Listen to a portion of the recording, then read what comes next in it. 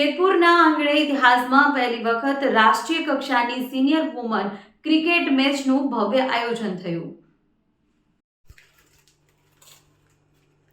જેતપુર તાલુકાના કાગવડ ગામમાં global India cricket ગ્રાઉન્ડમાં Pondicherry senior women versus Saurashtra senior women B team વચ્ચે ક્રિકેટ મેચ રમાઈ હતી, જેમાં આજે પોંડિચેરીની ટીમ ટોસ જીતી પ્રથમ બેટિંગ કરી ટીમોનો સ્કોર 300 પાર કર્યો અને સૌરાષ્ટ્રની વુમન ટીમે 86 રનનો સ્કોર કર્યો, જેમાં પોંડિચેરીની ટીમમાં 2 થી 3 ઇન્ડિયા પર રમી ચૂકેલ છે તે ખેલાડી પણ હતી.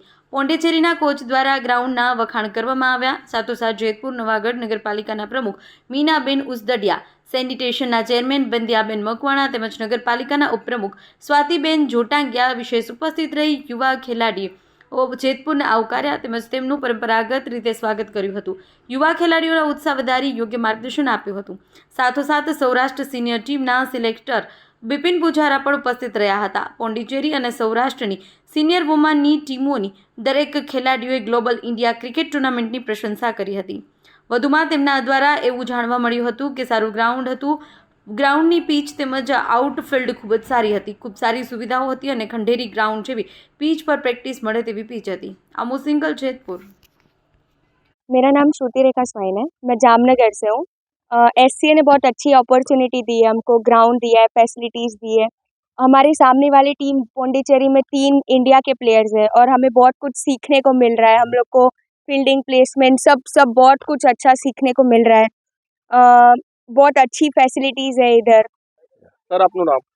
બિપિન પુજારા. હું સૌરાષ્ટ્ર રણજી ટ્રોફી સિલેક્ટર છું અને હું લગભગ 15 વર્ષ ક્રિકેટ રમ્યો છું અને કદાચ આપણે નામ સાંભળ્યું ચેતેશ્વર પુજારા, એ મારો ભત્રીજો થાય. હવે અમારો હેતુ એક જ છે કે અમે એવું ઈચ્છીએ છીએ કે આજે અમારા ઘરમાંથી એક ઇન્ટરનેશનલ ક્રિકેટર મળ્યો પણ સૌરાષ્ટ્રને કે ઇન્ડિયાને કે મેક્સિમમ ક્રિકેટર મળે એવી અમારો એક પ્રયાસ છે. એના ભાગરૂપે અમે આજે જેતપુરમાં કોગલધારામાં ગ્રાઉન્ડ બનાવ્યું છે અને અમે આ બધી ટુર્નામેન્ટ્સ ઓર્ગેનાઇઝ કરી છે, જેથી કરીને જે આપણી અત્યારે સૌરાષ્ટ્રનું ક્રિકેટ છે એ રણજી ટ્રોફી અને એ બધામાં તો ઘણું બધું લેવલ ઉપર છે. છેલ્લા 6 વર્ષમાં આપણે 2 વર્ષ કે 3 વર્ષ રણજી ટ્રોફી ચેમ્પિયન થયા અને 3 વર્ષ રનઅપ થયા. એ લેવલ જે ગર્લ્સ છે એમાં નથી. તો હવે અમે એની માટે વિચારીએ છીએ કે આ લેવલને કઈ રીતે ઉપર લઈ જવું.